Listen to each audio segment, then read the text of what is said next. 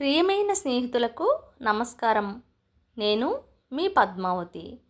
Friends, మనం యద్దనపూడి సులోచనారాణి గారు రచించిన మౌన తరంగాలు నవల నుంచి 8 భాగాలు విన్నాం కదా. ఇక 9వ భాగంలోకి వెళ్ళిపోదాం. మౌన తరంగాలు నవల 9వ భాగం రచన యద్దనపూడి సులోచనారాణి గారు. విశాలమ్మ గారి ఇంటి నుంచి పావుగంట తర్వాత ఫోన్ వచ్చింది. ఉమే చేసింది. క్షేమంగా చేరాను. ఇక రిలాక్స్ అవ్వు. చిన్ని లేచిందా? ఉంటాను విజ్జు. I love you. మనోహరమైన నవ్వు వినిపించింది. ఫోన్ పెట్టేసింది ఉమా ఎప్పుడు ఆ మాట చెప్పినా తనలో విద్యుత్తు ప్రసరిస్తుంది.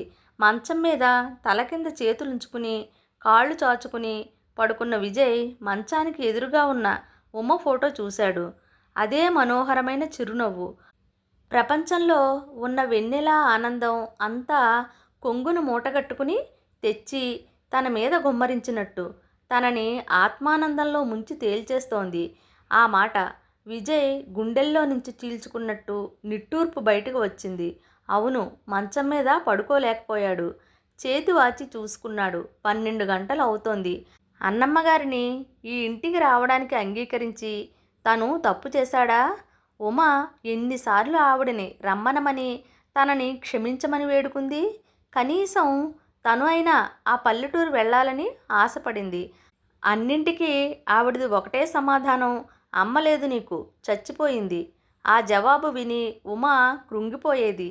ఒక్కసారి అన్నమ్మగారి అంగీకారం లేకుండా ఉమని పెళ్లి చేసుకుని తను తప్పు చేశాడా అని మదనపడేవాడు. అలాంటి ఆలోచన కలలో రానిచ్చినా నువ్వు నన్ను చిన్నిని చంపేసినట్టే. ఉమ ఆవేశంతో విరుచుకుపడింది. ఉమ పోయిన తర్వాత ఇంకో పెళ్లి చేసుకోమని తనని డాడీ మమ్మీ చాలా ఒత్తిడి చేశారు. తనకి ఉమకి ఉన్న అనుబంధం ఏమిటో తెలిస్తే వాళ్ళు అలా అనటానికి సాహసించరు. ఉమ ఎక్కడికి వెళ్ళిపోలేదు, తనతోనే ఉంది అనిపించేది తనకి. ఉమ బాధ్యత కూడా తన బాధ్యతలో లీనమై ఉమ ప్రేమ తనతో కలిపి రెట్టింపు అయి చిన్నీని పెంచడమే తన ఆత్మానందంగా మారిపోయింది. అతనెవ్వరికీ తను పెళ్ళి ఎందుకు వద్దంటున్నాడో వివరణ ఇవ్వలేదు. తర్వాత అతని దగ్గర ఆ ప్రసంగం ఎవ్వరూ తీసుకురావడానికి సాహసం చేయలేనంత దూరం ఏర్పరిచాడు. ఒక ప్రక్క ఉమని గురించిన జ్ఞాపకాలు, ఇంకో పక్క చిన్నీని పెంచాల్సిన బాధ్యత. అతని జీవితం నిండు గోదావరి అయిపోయింది. సదా ఒక్కడే తనని మళ్ళీ పెళ్లి చేసుకోమని ఎప్పుడూ సూచించలేదు. అది వాడి పట్ల ఎంత నరకమో నాకు తెలుసును అనేవాడు. విజయ్ వచ్చి సోఫాలో వెనక్కి వాలాడు. అవును, చీకట్లు తారాడుతున్నట్లున్న తన ఒంటరి మనసులోకి ఉమ పరిచయం మొదట లేత వెన్నెల కిరణంలా తొంగి చూసింది. తరువాత తన జీవితం అంతా వెన్నెలమయం అయిపోయింది.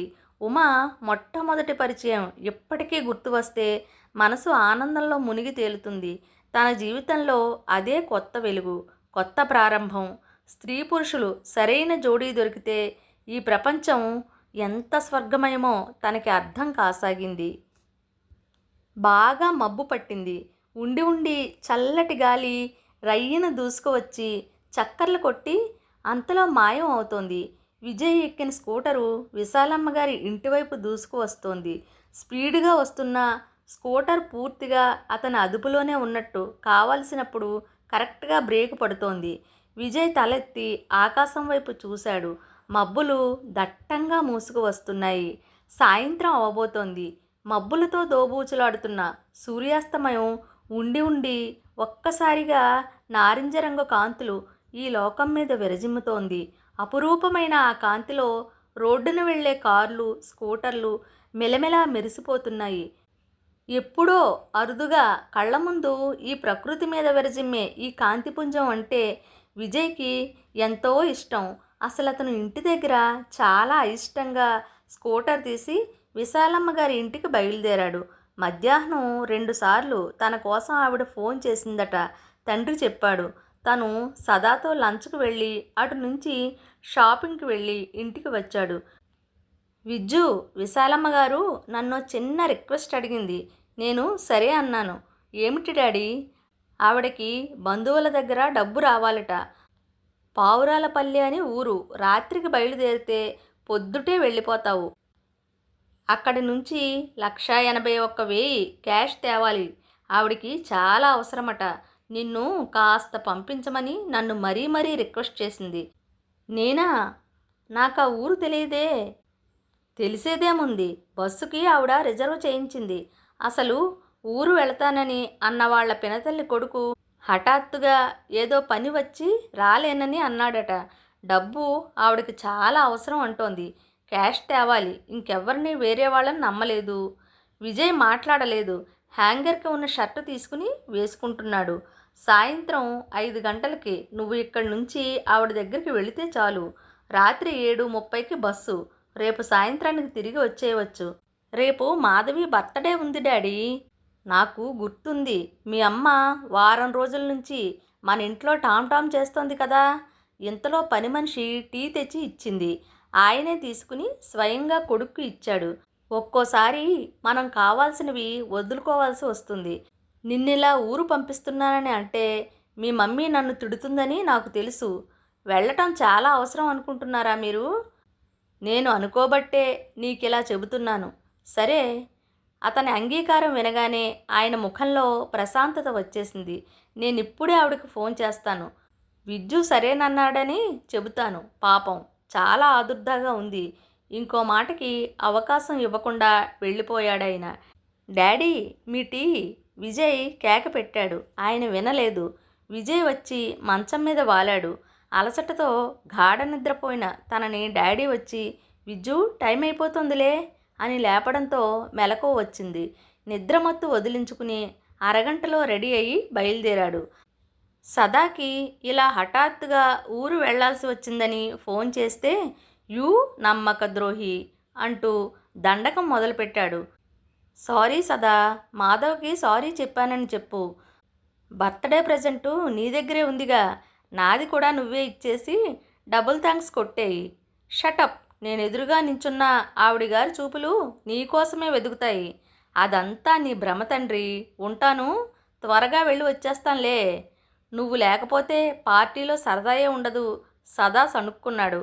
ఇంతలో ఒంటి మీద టప్ టప్ అని పడ్డాయి. డ్రైవ్ చేస్తున్న విజయ్ చూసుకున్నాడు. పెద్ద పెద్ద చినుకులు రాలుతున్నాయి. విశాలమ్మ గారి ఇంటికి దగ్గరలోకి వచ్చేస్తున్నాడు. ఇంకో 10 నిమిషాలు వాన పడకపోతే చాలు. ఆశగా అతను తలెత్తి ఆకాశంలోకి చూడబోయాడు. పెద్ద చినుకులు తల మీద, కళ్ళ దగ్గర, చెంపల మీద పడ్డాయి. చప్పున తలదించుకున్నాడు. బైక్ని ఒక చేత్తో బ్యాలెన్స్ చేస్తూనే ఇంకో చేత్తో జేబులో కర్చీఫ్ తీసుకుని ముఖం తుడుచుకున్నాడు. అప్పటికే ముక్కు దగ్గరికి జారిన మరో చినుకు చక్కెగింతలు పెడుతోంది. అతను కర్చీఫ్ జోబులో ఉంచుకుంటుంటే వీపు మీద పన్నీరు చిలకరించినట్టే షర్టు తడుస్తోంది. చూస్తుండగానే ఆకాశంలో నుంచి ఏనుగుల తొండాలతో నీళ్లు విరజిమ్ముతున్నట్టు వాన ఉద్ధృతంగా వచ్చేసింది. విజయ్ స్పీడ్ తగ్గించాడు. బైకు స్కిడ్ అయితే కష్టం. కిందటి వారమే శేషగిరి బైక్ మీద వెళుతూ వానలో స్కిడ్ అయ్యి స్కూటర్ మీద నుంచి పడి కాలు ఫ్రాక్చర్ అయింది. కార్లు, 3 వీలర్సు, 2 వీలర్సు లైట్లు వెలిగించుకుని వస్తున్నాయి. చూస్తుండగానే షర్టు ఒంటికి అతుక్కుపోయింది. బ్రేకు గ్రిప్లో ఉంచుకునే కొంచెం స్పీడ్గా వచ్చి విశాలమ్మ గారి ఇంటి ముందు బైక్ ఆపాడు. గేటు వేసి ఉంది. వాన ఇంకా ఎక్కువైంది. అది ఎత్తు ప్రాంతమేమో. అప్పటికే వాన నీళ్లు రోడ్డు మీద నుంచి పల్లానికి పరుగులు తీస్తున్నాయి. బైక్ మీద కాలు ఉంచి అతను గేటు ఓపెన్ చేశాడు. అప్పటికే వస్తున్నా వస్తున్నా అంటూ ఒక యువతి రంగురంగుల పూలగొడుగు వేసుకుని పరుగెత్తుకు వచ్చింది. అనుకుంటూనే ఉన్నా అయ్యో తడిసిపోతారు అని అంటూ తన తల మీదకి గొడుగు పట్టింది. ఆమె తెల్లగా బొద్దుగా ఉంది. లేత ఊదా రంగు చిక్స్ ఉన్న లేత గోధుమ రంగు నైటీ వేసుకుంది. ముఖానికి నాజూకైన నల్ల ఫ్రేమ్ గల కళ్ళజోడుంది. హలో ఉత్సాహంగా పలకరించింది. అతను చెకుతుడైనట్టు ఆమెనే చూస్తున్నాడు. గుడ్ ఈవినింగ్ చంద్రగారు, రండి రండి. అరరే బాగా తడిచిపోయారే. క్షణంలో వచ్చేసింది వాన. అతను బైక్ తీసుకువచ్చి లోపల ఆపాడు. ఆమె వెంటే వస్తూ గొడుగు అతని తల మీద పట్టింది. అతను పొడుగరి అవడం వల్ల చేయి ఎత్తి పట్టుకుంది. పర్వాలేదు, అతను తిరస్కరించాడు. ఆమెను చూస్తున్న అతని కళ్ళల్లో ఇంకా ప్రశ్నార్థకం ఉండడం గమనించి ఆ అమ్మాయి చిరునవ్వుతో, ఏమిటండి అలా చూస్తున్నారు? నన్ను గుర్తుపట్టారా? కోర్స్, మీరు నాకు బాగా తెలుసు. మీరు విజయ్ చంద్ర. అఫీషియల్గా మిమ్మల్ని అంతా చంద్ర అని, మీ ఫ్రెండు శేషగిరి సదా మాత్రం విజ్జు అని పిలుస్తారని నాకు తెలుసు. ఆ అమ్మాయి నోటి వెంట ఈ వివరాలు విని అతను ఇంకా చకితుడయ్యాడు. మీరు సందేహంగా అడగబోయాడు. నేను ఉమనండి. మీ కంప్యూటర్ ఇన్స్టిట్యూట్లో ట్రైనింగ్కి వస్తున్నాను. 15 రోజుల నుంచే అనుకోండి. తను భోపాల్ తిరుగుతున్నాడు. సదానే ఎక్కువగా ఇన్స్టిట్యూషన్ చూసుకుంటున్నాడు. రండి లోపలికి వెళదాం అంది ఆహ్వానిస్తూ. విజయ్ వరండా మెట్లెక్కుతున్నాడు. అయ్యో, మనం గేటు వేయలేదు. మేకలు వచ్చి మొక్కలు నమిలేస్తే ఆంటీ మనిద్దరినీ చంపేస్తుంది. ఎంత పోష్ లొకాలిటీలో మేకలు? అతను సందేహపడ్డాడు. ఉన్నాయండి బాబు, ఆ పక్కనే పెద్ద గుడిసెల కాలనీ ఉంది. అక్కడ మేకలు, కోళ్ళు, పందులు అన్నీ ఉన్నాయి. ఉమ అన్న తీరికి అతనికి నవ్వు వచ్చేసింది. ఉమ మెట్టు దిగి గేటు వేయడానికి వెళ్ళబోతుంటే విజయ్ తానే వానలో పరుగున వెళ్ళి గేటు వేశాడు. అయ్యయ్యో, ఇంకా తడిసిపోతున్నారు. మీరు గొడుగు తీసుకోండి. ఉమ పరుగున వచ్చి మళ్ళీ అతనికి గొడుగు పట్టింది. ఇద్దరూ లోపలికి తిరిగి వస్తున్నారు. అతను మర్యాదగా గొడుగు తీసుకుని ఆమె కూడా తడవకుండా పట్టుకున్నాడు. మిమ్మల్ని ఇలా చూడటం నాకు చాలా సంతోషంగా ఉంది, ఉమ చెప్పేసింది. ఎందుకు? అతని కళ్ళల్లో ప్రశ్నార్థకం మెదిలింది. ఎందుకేమిటండి? మీరు మా గురువుగారు కదా. మా అమ్మాయిల బ్యాచ్కి అంతటికీ మీరంటే చాలా గౌరవం. ఆమె చెబుతుంటే అతనికి హఠాత్తుగా ఇన్స్టిట్యూషన్లో ఉన్నట్టే ఉంది. ఇంతలో గేటు దగ్గర నుంచి అమ్మా పూలు అని కేక వినిపించింది. ఉమ ఆగి తిరిగి చూసింది. పోలాతను గేటు తెరుస్తున్నాడు. ఉమ విజయ్తో, ఒక్క నిమిషం ప్లీజ్, మీరు లోపలికి వెళ్ళండి, నేనిప్పుడే క్షణంలో వస్తాను అని గేటు వైపు వెళ్ళింది. గొడుగు నాకు వద్దు అతను అనబోయే లోపలే ఉమ గేటు దగ్గరికి వెళ్ళిపోయింది. పైనుంచి పడుతున్న వానకి తడుస్తూ పూలదండ తీసుకుంటోంది. విజయ్ లోపలికి వెళ్ళబోయి ఆగిపోయాడు. తటపటాయించినట్టు చూశాడు. తర్వాత గొడుగుతో వచ్చి ఆమె తల మీదకి గొడుగును ఆచ్ఛాదనగా పట్టాడు. Thank you. ఉమా అతన్ని చూసి నవ్వింది. నిర్మలంగా, ప్రశాంతంగా, అందంగా ఉన్న ఆ చిరునవ్వు లేత వెన్నెల కిరణంలా అతని గుండెల్లోకి చొచ్చుకు వచ్చేసినట్టే ఉంది. ఆ నవ్వులో కపటం లేని ఆమె ఆత్మ స్వచ్ఛత కనిపిస్తోంది. ఆ అమ్మాయి పూలవాడిని మందలిస్తోంది. నీకెన్నిసార్లు చెప్పాను చామంతులు ఇలా దూరంగా కట్టవద్దని? మేం పూలకు డబ్బు ఇస్తాం కానీ నువ్వు కట్టిన ఖాళీ దారానికి కూడా ఇస్తామా అని. మాటలు సున్నితంగానే ఉన్నా నిష్కర్షగాను చురకలు వేస్తున్నట్టు ఉన్నాయి. ఇంకెప్పుడు ఇలా తీసుకురానులేండి. పోలాతను గొణికాడు. నువ్వు తీసుకువచ్చినా మేం తీసుకోము, ఖచ్చితంగా చెప్పేసింది. అమ్మగారు లేరా అండి? ఏం, ఎందుకు? ఏదో వంక చెప్పి ఆంటీ అయితే ఈ దండ అంటగట్టవచ్చులే అనా? అతను మౌనం వహించాడు. ఇంకో దండ మంచిది ఉంటే ఇవ్వు, ఇది తీసుకోను అంది. అతను అడుగు నుంచి ఇంకోటి తీసి ఇచ్చాడు. అది బాగుంది. చామంతులు దగ్గరగా కట్టి మధ్య మధ్యలో మరువం కనకాంబరాలతో రంగులుగా ఉంది. చూసావా, మంచిది దాచుకుని నాసిరకం అంటగడుతున్నావు పాపం. ఆంటీ బిజీగా ఉంది, చూసుకోరని నీ ధైర్యం. ఉండు, నీ పని చెబుతాను. ఆంటీకి చెప్పి మాన్పించేస్తాను. అంత పని చేయకండమ్మా, ఏదో పొరపాటు అయిపోయింది. ఇది పొరపాటు కాదు, ఖచ్చితంగా మోసమే. ఇంకెప్పుడు చేయనమ్మా. నెలకు 400 వచ్చే గిరాకీ నాకు పోగొట్టకండి. ఇంకో మూర కట్ చేసి ఇచ్చాడు. ఉమా అది తన బుట్టలో పడేసింది. నువ్వు నిజాయితీగా ఉండకుండా పైనుంచి నాకు లంచం పెడుతున్నావా? కళ్ళెర్ర చేసింది. అతను అవాక్కైపోయాడు. క్షమించండమ్మా, ఏదో చదువురాని వాడిని. అదుగో ఇంకో తప్పు మాట. చదువురాని వాళ్ళంతా నీలా మోసం చేస్తున్నారా? అమ్మా, ఇంకెప్పుడు చెయ్యను అన్నానుగా. అట్లా చెప్పు, అన్నమాట నిలబెట్టుకో, వెళ్ళు అంది. వాడు సణుక్కుంటూ వెళ్ళాడు. ఉమ పువ్వులు తీసుకుని లోపలికి వస్తోంది. 2 చేతుల నిండా దండ ఉంది. ఆమెకి గొడుగు పట్టుకునే విజయ్ గేటు వేశాడు. చూసారా, వాడుకగా ఇమ్మంటే నాసిరకం అంటగట్టి వెళుతున్నాడు. మన దేశంలో వాళ్ళకి కన్జ్యూమర్ అంటే అస్సలు మర్యాద లేదు. వీళ్ళ డబ్బు లాగడం వాళ్ళ హక్కు అనుకుంటారు. కొనుగోలుదారు అనేవాడు లేకపోతే వ్యాపారానికి అసలు అడ్రస్సే ఉండదు అనే జ్ఞానం వీళ్ళకి ఎప్పుడు వస్తుందో. అసలు కొనేవాడి అలసత్వం, నిర్లక్ష్యం కూడా ఈ వెర్రితలలకి మూల కారణం అంటే నమ్మండి. అతను అంగీకరిస్తున్నట్టు తల ఊపాడు. పూల కోసం ఆమె చేసిన ఆ చిన్న పోరాటం, ఆ రాజీ పడకపోవడం, తన హక్కు గురించి క్షుణ్ణంగా తెలిపిన నిర్భీతి అతనికి నచ్చాయి. ఇద్దరూ లోపలికి వచ్చారు. ఉమా పువ్వులు లోపల పెట్టి చేతుల్లో ఫ్రెష్ టవల్తో తిరిగి వచ్చింది. తల తుడుచుకోండి, హ్యాంగర్స్ తెచ్చి ఇస్తాను, షర్టు దానికి వెయ్యండి. ఈ లోపల మీకు వేడివేడి కాఫీ ఇస్తాను, తాగుతూ రిలాక్స్ అవ్వండి. ఆంటీ లేరు, బజారు పని మీద వెళ్ళారు, వచ్చే టైం అయింది అంది. ఏం వద్దు, జస్ట్ ఫ్యాన్ దగ్గర నిలబడితే అవే ఆరిపోతాయి. ఇది ఏసీ ఉన్న ఇల్లండి. వానకి వాతావరణం చల్లగా ఉందని నేనే ఆఫ్ చేశాను. అంకుల్ డ్రెస్ తెచ్చి ఇస్తాను, వేసుకోండి. నో నో నో, అతను గట్టిగా వారించాడు. మీ నో చాలా ఖచ్చితంగా తిరుగులేని అభిప్రాయంలా ఉంది కాబట్టి నేను బలవంతం చేయను. కానీ కాఫీ మాత్రం తప్పక ఇస్తాను, మీరు వద్దనటానికి వీలే లేదు. ఉమ లోపలికి వెళ్ళబోతూ ఆగి అంది. ఎందుకో తెలుసా, మీరు మా ట్రైనింగ్ ఇన్స్టిట్యూట్ అధిపతి కాబట్టి అనుకోకుండా కలిసాం. మీకు మర్యాద చేయాల్సిన బాధ్యత నాకుంది అని వెళ్ళిపోయింది. విజయ్ పెదవుల మీద చిరునవ్వు మెదిలింది. ఉమకి హక్కులు, అధికారాల పట్ల అవగాహన బాగానే ఉన్నట్లుంది.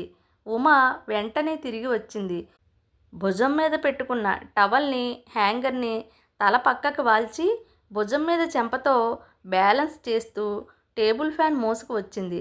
అది పెట్టి ఆన్ చేసి హ్యాంగరు, టవలు అక్కడ పెట్టి వెళ్ళిపోయింది. విజయ్ షర్టు విప్పి హ్యాంగర్కి తగిలించి ఫ్యాన్కి ఎదురుగా పెట్టాడు. టవల్ తీసుకుని తల తుడుచుకున్నాడు. కొద్దిసేపటికి ఉమ కాఫీతో తిరిగి వచ్చింది. అంత దూరంలో ఉండగానే వెంటనే కప్పుకు చేయి అడ్డం పెట్టి ఫ్యాన్ తీసేయండి, కాఫీ చల్లారిపోతుంది అంటూ తొందర చేసింది. విజయ్ వెంటనే ఫ్యాన్ ఆఫ్ చేశాడు. మొహమాటంగా టవల్ భుజాల చుట్టూ కప్పుకుని అంచులు పట్టి చేత్తో ముందుకు లాక్కున్నాడు. కాఫీ వేడిగా ఉండడమే కాదు, చాలా బాగుంది కూడా. అదే అతను చెప్పాలనుకుంటుంటే అంతలోనే ఉమ అడిగేసింది. కాఫీ బాగుందా లేక బలవంతంగా తాగుతున్నారా? బాగుంది. నిజంగానా? ఇంకో కప్పు ఇవ్వనా? ఇస్తే డబుల్ థ్యాంక్స్ చెబుతాను. ఓ, విత్ ప్లెజర్. ఉమ లోపలికి వెళ్ళింది. విజయ్ షర్టు ఎంతవరకు ఆరిందా అని హ్యాంగర్ అందుకుని పరీక్ష చేస్తున్నాడు. ఇంతలో బయట గేటు చప్పుడు అయింది.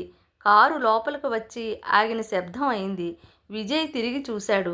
విశాలమ్మ గారు లోపలికి వచ్చింది. వెంట 8 ఏళ్ల నీరజ నడుస్తూ కాళ్ళు బాదుకుంటూ వస్తోంది. నువ్వెంత ఏడ్చి గీ పెట్టినా ఆ డ్రెస్ నీకు కొననని చెప్పానా? ఆవిడ కసురుతోంది. విజయ్ని చూడగానే ప్రసన్నం అయింది ఆవిడ ముఖం. విజయ్ వచ్చావా? డాడీకి ఫోన్ చేస్తే నువ్వు మా ఇంటికి బయలుదేరావని చెప్పారు. థ్యాంక్స్ విజయ్, నిన్ను చాలా ఇబ్బంది పెట్టేశాను. గత్యంతరం లేకపోయింది. వానకి బాగా తడిసిపోయినట్టున్నావు. ఏమిటి, వేరే డ్రెస్ తెచ్చుకోలేదా? ఊహు, డాడీ వెళ్ళిన వెంటనే తిరుగు ప్రయాణం అని చెప్పారు. అవసరం అనిపించలేదు. అవునవును, అంతే. పోనీ అంకుల్ లాల్చీ పైజామా ఇవ్వనా? బాగా వదులుగా ఉంటాయనుకో. కాసేపేగా, ఏమవుతుంది? వద్దు వద్దు, ఇదిగో షర్టు చాలా వరకు ఆరిపోయింది. అతను హ్యాంగర్ది తీసుకుని వేసేసుకున్నాడు. ఉమ కాఫీ కప్పులతో వచ్చింది. విజయ్కి ఇచ్చి ఆవిడికి కూడా ఇస్తూ, ఆంటీ మీ కంఠం వినిపించింది, మీకు తెచ్చాను అంటూ అందించింది. అబ్బబ్బా, ఒకటే వాన, దానికి తోడు ఈ పిల్ల ఒక్కత్తి ఏడుపుతో నా ప్రాణం తోడేస్తోంది. ఏమైంది నీరజా, ఎందుకమ్మా ఏడుస్తున్నావు? దగ్గరకు తీసుకుంది. మమ్మీ ఎర్ర డ్రెస్ కొనలేదు, చాలా బాగుంది. నీరజ ఉమ దగ్గరికి వస్తూ అంది. నీ మొహంలా ఉంది, కాస్త లేవు. అప్పుడే నీ బోర్డు సెలక్షన్లో నువ్వు. విశాలమ్మ గారు విసుక్కుంది. అలా అనకండి ఆంటీ. తన అభిప్రాయం చెప్పినందుకు సంతోషపడాలి మీరు. ఇట్లా కసిరేస్తే ఇంక నోరు విప్పి చెప్పే అలవాటు పోతుంది. ఈ రోజుల్లో పిల్లల్ని పెంచడమే అన్నింట్లోకి కష్టమైన పని. వాళ్ళకి తెలియదు, చెబితే వినరు. షాపులో కింద పడి దొర్లుతోంది. 2 అంటిస్తే ఊరుకుంది. ఈ వయసులో వాళ్ళకి అమ్మ నోటి మాటల కంటే చేతివాటమే ఎక్కువ పనిచేస్తుంది. అలా అనకండి ఆంటీ. ఈ వయసులో నేను చాలా మొండితనం చేసేదాన్ని. కానీ మా అమ్మ నోటితో భయపెట్టడమే తప్ప నన్నెప్పుడూ కొట్టలేదు. ఫ్రెండ్స్, మౌన తరంగాలు నవల నుంచి 9 భాగాలు విన్నాం కదా. 10వ భాగం రేపు వినేద్దాం. ఎద్దనపూడి సులోచనారాణి నవలలు చదువుతుంటే నాకు, వింటుంటే మీకు చాలా ఇష్టంగా, శ్రద్ధగా ఉంటాయి అనిపిస్తోంది కదూ. మరి నేను వినిపించిన కథ నచ్చితే లైక్ చేయండి, షేర్ చేయండి, సబ్స్క్రైబ్ చేసుకుని నన్ను ఎంకరేజ్ చేస్తారుగా. లైక్ చేయడం మర్చిపోకండి. ఉంటానండి. ఇక సెలవా మరి.